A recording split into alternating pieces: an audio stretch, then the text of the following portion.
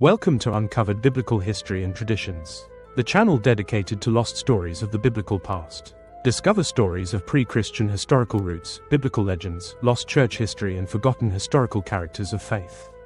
It is very helpful if you hit the like, subscribe, and share. Help build my channel, and let's take a look together into these uncovered forgotten tales.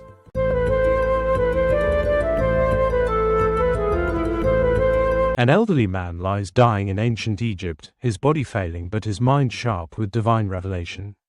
In a moment that would echo through millennia, he's about to make a decision that defies every cultural norm of his time. He's going to cross his hands. That simple gesture would alter the destiny of nations and challenge everything his son Joseph understood about inheritance, blessing, and divine purpose.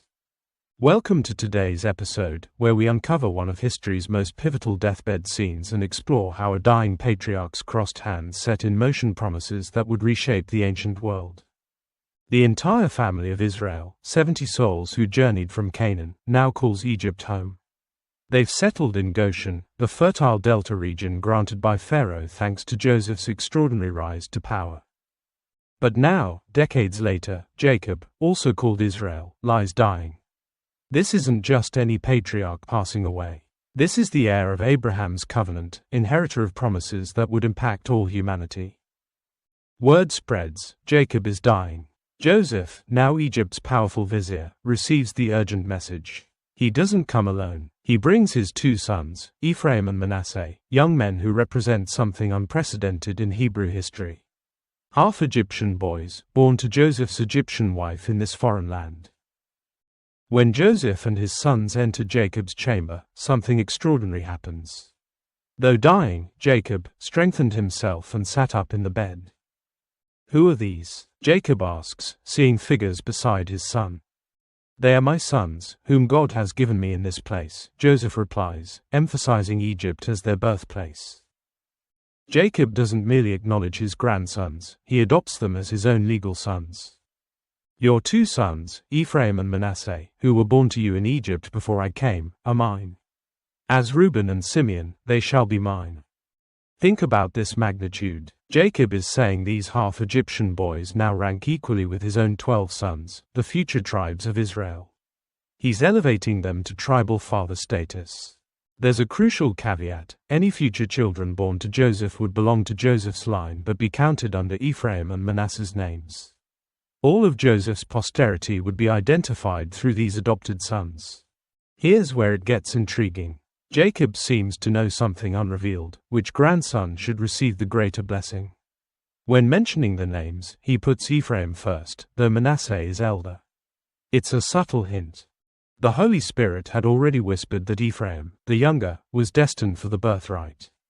This wasn't grandfather's preference, this was divine selection through prophetic revelation. When blessing time arrives, Joseph orchestrates with calculated precision. He knows Hebrew tradition: the right hand carries primary blessing, reserved for the firstborn. So he positions strategically. Joseph places Ephraim by his right hand toward Jacob's left, while positioning Manasseh by his left hand toward Jacob's right. It's a loving attempt to secure traditional birthright for his firstborn.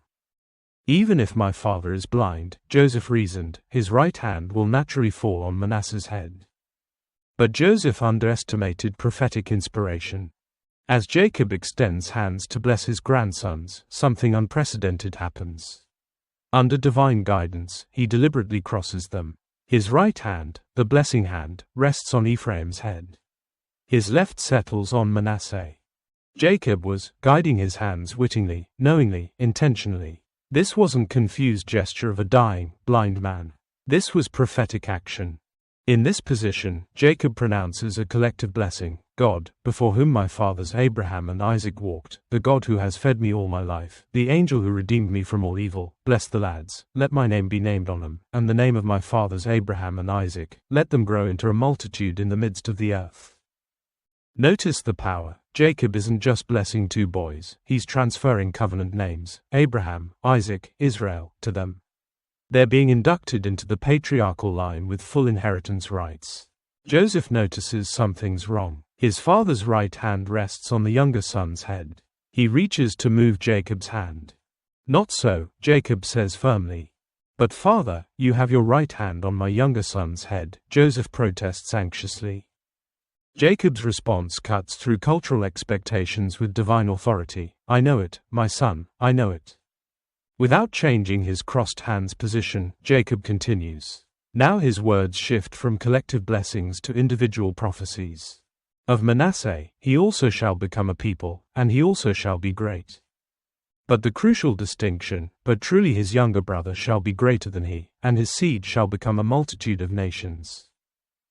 Here we see the crossed hands' full significance. Manasseh will become a great nation, singular. Ephraim's destiny is grander, a multitude of nations, a company of nations.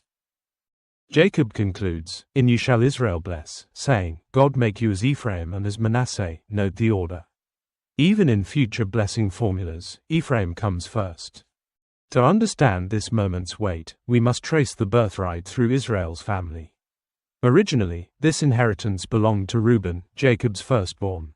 But Reuben forfeited it through moral failure. The birthright, with promises of national multiplication, land inheritance, covenant blessing, needed a new heir.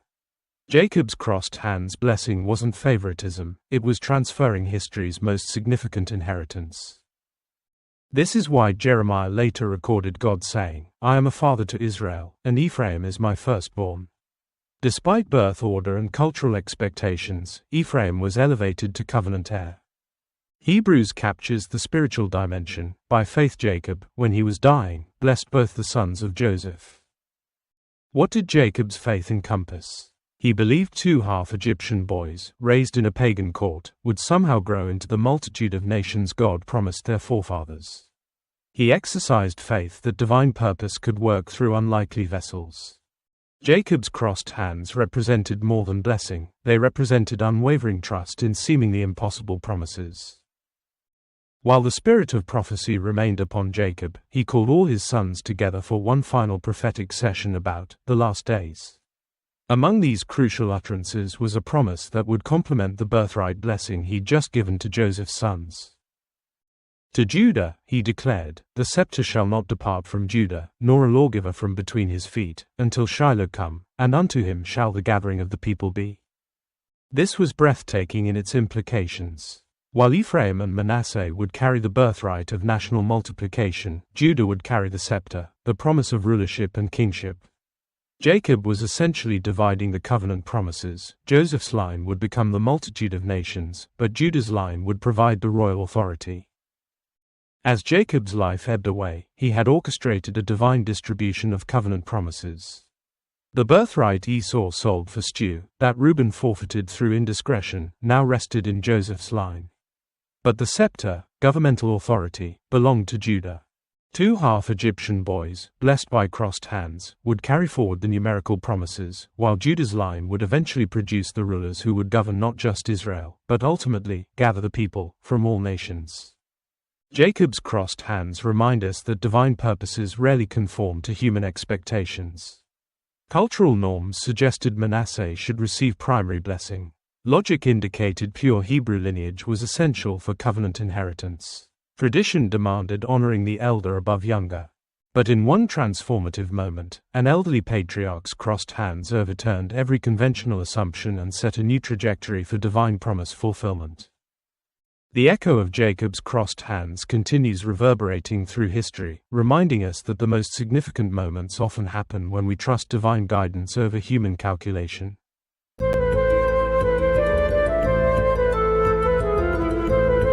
Imagine this: you're the most powerful king in the ancient world. Your kingdom stretches from Egypt to Mesopotamia. Gold flows into your treasury like water. Nations send ambassadors bearing gifts just to curry your favor. You've built a temple so magnificent that visitors weep at its beauty. Your wisdom is legendary across continents. And then, it all falls apart. Not through war, not through plague, but because of a single, catastrophic political miscalculation that splits your empire in two forever. This is the story of how the United Kingdom of Israel became 2 separate nations, and why that division would echo through history for thousands of years. It's a tale of prophecy, politics, and the inexorable grinding of divine justice. And it all began with a blessing given centuries earlier to a man named Jacob. The story begins not with kings and kingdoms, but with two sisters and a wedding blessing that would prove prophetic beyond imagination. When Boaz married Ruth the Moabitess, the assembled townspeople offered a blessing that reveals the deep understanding of Israel's tribal structure. They prayed, "The Lord make thee like Rachel and like Leah, which two did build the house of Israel." These weren't just flowery wedding wishes, they were recognizing a fundamental truth about how the nation had been constructed. Rachel and Leah, the two wives of Jacob, had indeed built the house of Israel through their sons. But more than that, their descendants had been divided into two distinct covenant families, each carrying a different piece of God's promise to Abraham. The prophet Jeremiah would later capture this division perfectly when he asked, "Considerest thou not the two families which the Lord hath chosen?" It wasn't one family with two branches, it was two families, each with its own destiny written in the stars. Here's where it gets fascinating. The covenant promises themselves were split between these families. One family received what biblical scholars call the birthright, the promise of countless descendants and material prosperity. The other received the scepter, the promise of royal authority and, ultimately, the coming of the Messiah. Think about the psychological dynamics at play here. These families lived together for centuries, intermarried, shared the same land, worshipped the same God. But they always knew that one blessing was coming to them, and another was going to their relatives. Yet remarkably, for hundreds of years, there were no factions. No civil wars, no bitter rivalries that tore the nation apart. The two families, descendants of Rachel and descendants of Leah, experienced every major event in Israel's early history together, as one people. Together, they multiplied in the land of Goshen until the Egyptians feared their numbers. Together, they were enslaved when a Pharaoh arose, who knew not Joseph. Together, they labored under the cruel taskmasters, making bricks without straw, crying out for deliverance. When Moses arrived with signs and wonders, both families witnessed the plagues. When the Red Sea parted, both families walked through on dry ground. In the wilderness, both families drank from the same spiritual rock that followed them, and according to Jewish tradition, they even carried a literal rock that provided water throughout their wanderings.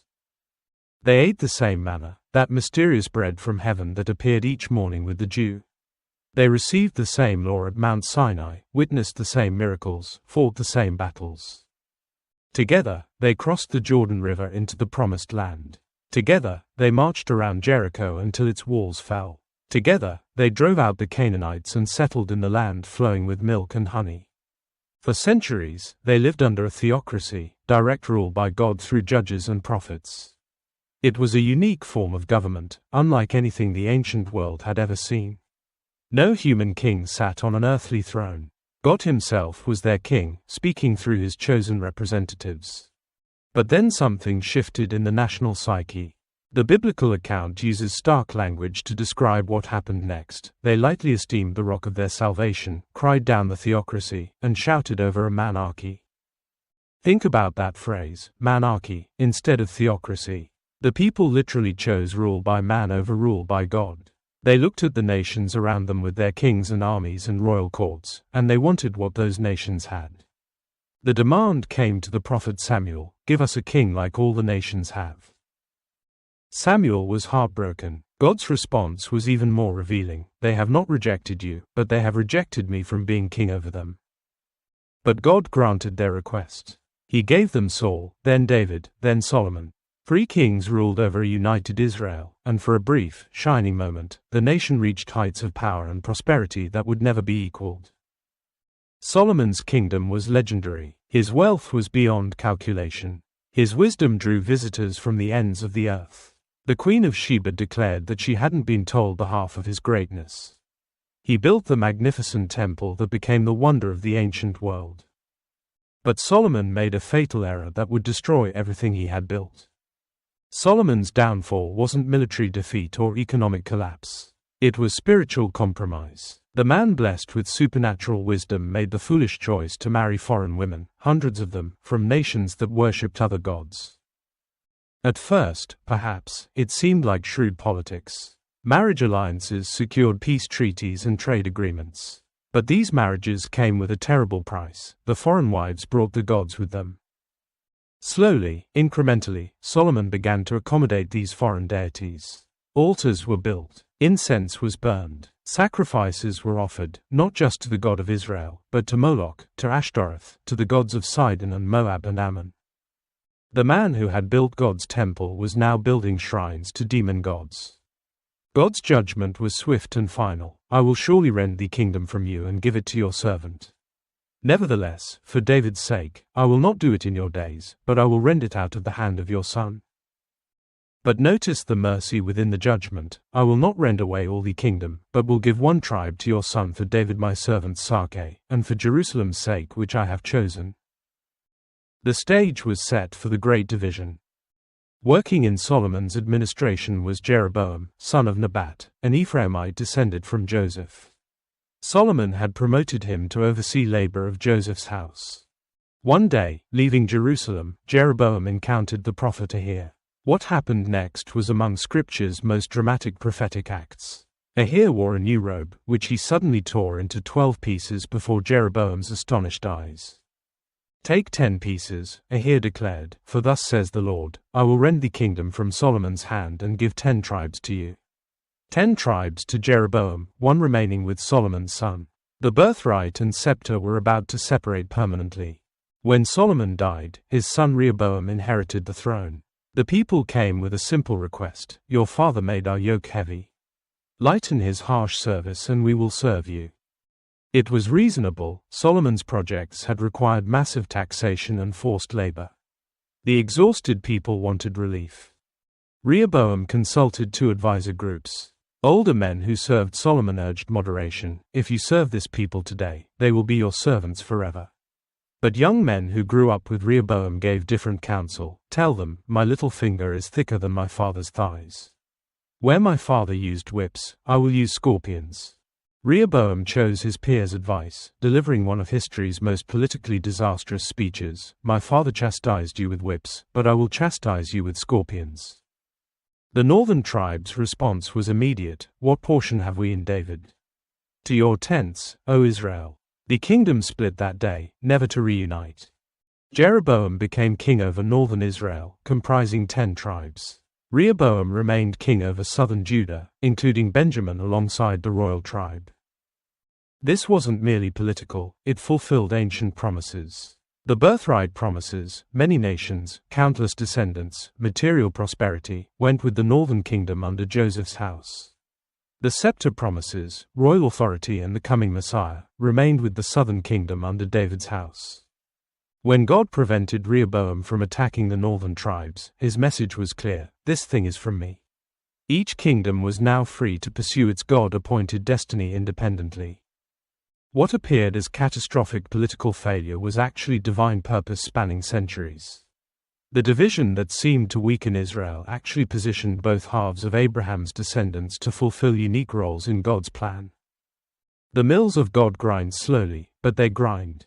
The separation of scepter and birthright families under Rehoboam wasn't the story's end, but a crucial chapter in a much larger narrative spanning from Jacob's blessing of his grandsons to promises yet unfulfilled. The Great Division reminds us that sometimes apparent endings are actually beginnings, seeming failures are actually fulfillments, and apparent chaos masks careful orchestration of purposes too large for any generation to fully comprehend. 2 families, 2 kingdoms, 2 destinies, all part of an ancient plan that continues unfolding today.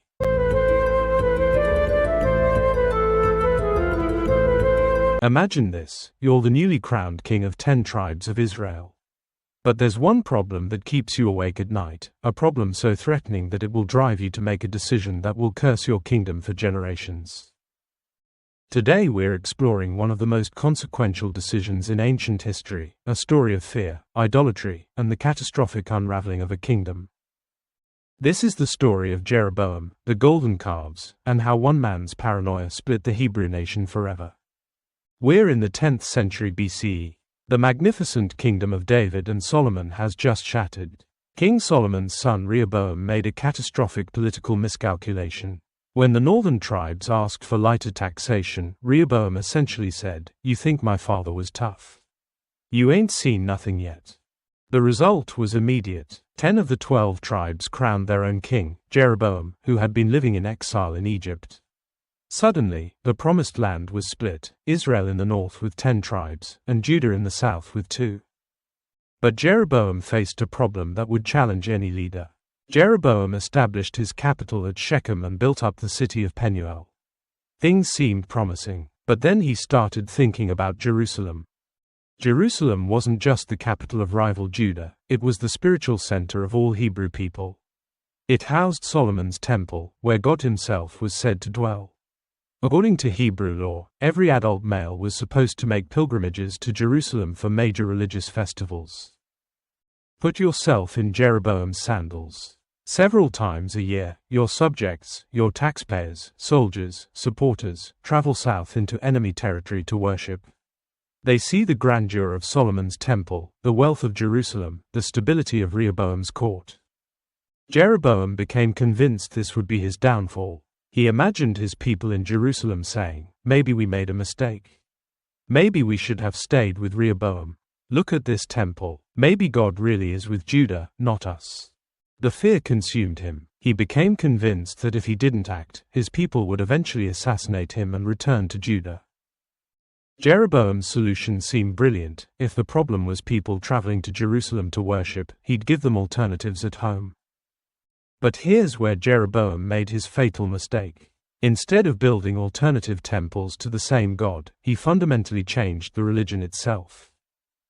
Jeroboam commissioned 2 golden calves, large, impressive statues. He placed one in Bethel near his southern border, another in Dan at his northern frontier.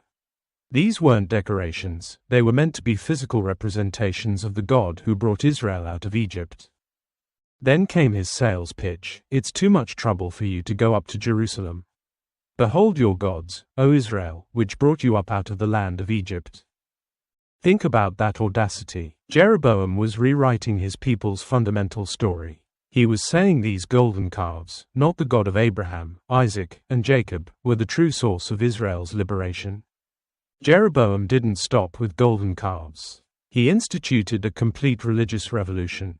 First, he established high places, local shrines throughout his territory where people could sacrifice without going to Jerusalem. These were direct violations of centralized worship that Hebrew law demanded. Second, he revolutionized the priesthood. Instead of maintaining the traditional Levitical priesthood, descendants of Levi consecrated since Moses, Jeroboam appointed priests from common people. Anyone could become a priest. It was religious democratization, but also religious chaos. Third, he changed the religious calendar. The traditional feast was in the 7th month, but Jeroboam moved it to the 8th, a date which he had devised in his own heart. He was literally making up new holy days. The religious establishment struck back. A prophet from Judah traveled north to Bethel while Jeroboam was officiating at his new altar. The confrontation was dramatic and public. The prophet delivered a death sentence for the northern kingdom: "The Lord shall smite Israel, as a reed is shaken in the water, and he shall root up Israel out of this good land, which he gave to their fathers, and shall scatter them beyond the river." Notice the specificity. The prophet wasn't condemning all Hebrew people, just Israel, the northern kingdom, distinguishing it from Judah. It was Israel that would be scattered beyond the river, because of the sins of Jeroboam, who did sin, and who made Israel to sin. The curse took effect immediately. Jeroboam's dynasty lasted exactly 2 generations. His son Nadab became king but was assassinated within 2 years by Baasha from the tribe of Issachar. But here's the chilling part: Baasha didn't learn from Jeroboam's mistakes. The biblical text records that Baasha walked in the ways of Jeroboam, and in his sin wherewith he made Israel to sin. The golden calves remained. The unauthorized priesthood continued. Jeroboam's religious revolution became institutionalized, passed down like a genetic disease. This story illustrates the divergent paths of the 2 Hebrew kingdoms. While northern Israel continued in what biblical authors considered apostasy, southern Judah maintained traditional worship in Jerusalem. Judah wasn't perfect, they later fell into Baalism. But they never adopted Jeroboam's innovations. They never worshipped at Bethel or Dan. They never accepted the golden calves. They continued worshipping in Jerusalem. The biblical text carefully distinguishes between all Israel, northern kingdom territory, and all Judah, southern kingdom. These weren't just political divisions, they were religious and cultural divisions. Jeroboam's innovations had consequences lasting centuries. Every subsequent northern king is evaluated by one standard: did he continue the way of Jeroboam, who made Israel to sin, or attempt reform? Almost all continued Jeroboam's way. The northern kingdom lasted about 200 years before the Assyrian Empire conquered it in 722 BCE. The 10 tribes were scattered and most disappeared from history, the famous lost tribes of Israel. Meanwhile, Judah lasted until 586 BCE when Babylon conquered it. But unlike the northern tribes, Judah maintained their identity during exile and eventually returned to rebuild Jerusalem. The story of Jeroboam and the golden calves is ultimately about fear corrupting judgment, and how expedient solutions often create larger problems. It's about political insecurity leading to religious compromise, and religious compromise becoming generational curse. Looking back at this pivotal moment, we see a kingdom with everything going for it: large population, fertile territory, strategic location, divine promise, but it threw everything away because one leader couldn't trust that doing right would lead to right outcomes. The golden calves of Bethel and Dan have turned to dust, but their story resonates. It reminds us that decisions made in moments of fear and insecurity often define not just our legacy, but everyone who comes after us. When Jeroboam looked at those 2 golden statues gleaming in the sunlight at Bethel and Dan, he probably felt proud of his political genius. He had solved his Jerusalem problem. His people could worship at home. His kingdom seemed secure. He had no idea he had just signed his nation's death warrant. If you would like further context and the rest of the story, check out previous videos and future videos. If you would like more information where to research this subject, pause this image and look into these resources or find resources in description. If you have book sources or links of your own on this subject, please share in comments or email me. Thank you. I hope you enjoyed this forgotten biblical story. Leave a like, comment, share and subscribe. This is very helpful. Join me next time for another lost story of our biblical history.